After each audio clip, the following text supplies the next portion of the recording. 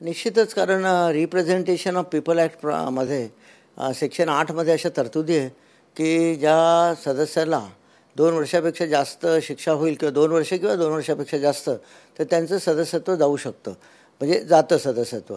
ते पूर्वीचे सुद्धा आपल्याकडे बरेचसे उदाहरण आहेत. राहुल गांधींचं उदाहरण आहे, सुनील केदारांचं उदाहरण आहे.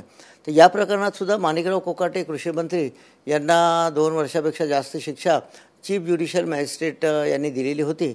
पण यामध्ये जामीन त्यांना दिलेला होता शिक्षेला.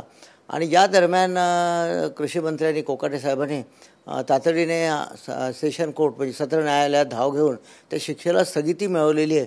त्यामुळे यांचं सदस्यत्व आता जाणार नाही आहे आणि त्यांचं मंत्रिपदसुद्धा कायम राहील असं कायदेशीरदृष्ट्या दिसतं.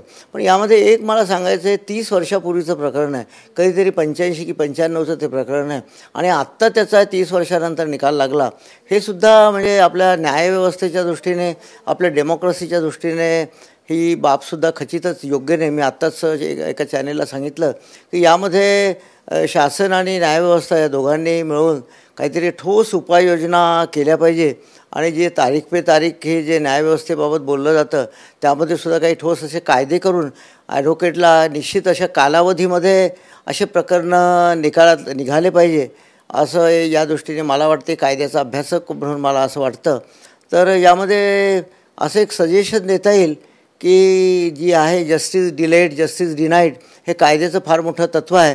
या तत्त्वाप्रमाणे आपल्याला वेळेत निकाल लागण्याच्या दृष्टीने काहीतरी अशा कॉन्क्रीट उपाययोजना किंवा सोल्युशन आखण्याची आता नितांत अशी गरज वाटते. कारण 30 वर्षापूर्वीच्या प्रकरणामध्ये एका लोकप्रतिनिधीला आणि कृषी मंत्र्याला अशा प्रकारे एका सिच्युएशनला ऑकवर्ड सिच्युएशनला फेस करावं लागतं आणि त्यांना सेशन कोर्टात जावं लागलं. सेशन कोर्टाने नसतं स्थगिती दिली, त्यांना हायकोर्टात जावं लागलं असतं.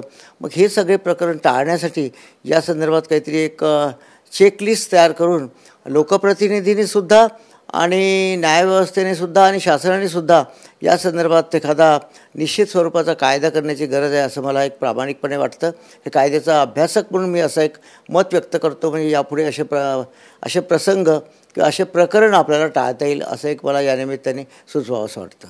सर, दुसरा प्रश्न असा आहे की समजा आमदारकीला अभय मिळाला असला तरी कोर्टाने दोषी ठरवलं म्हणून त्यांच्या मंत्रिपदाचा राजीनामाचा मुद्दा पुन्हा वादात येऊ शकतो? नाही, मंत्रिपदाचा आता संबंधच नाही आहे.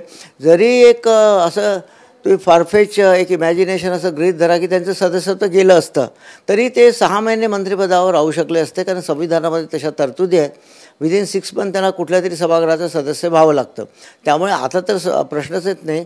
आणि राजीनामा देण्याचा जो प्रश्न आहे आता त्यांना गरज नाही राजीनामा देण्याची, कारण त्यांचा शिक्षेलाच मुळात सत्र न्यायालयाने स्थगिती दिलेली आहे.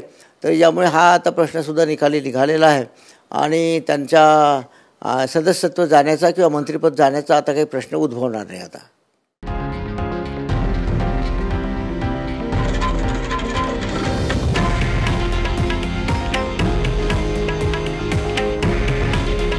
हे आहे देशातील नंबर 1 न्यूज नेटवर्क आणि आपण पाहत आहात TV9 मराठी. काळजी तुमची, हित महाराष्ट्राचं.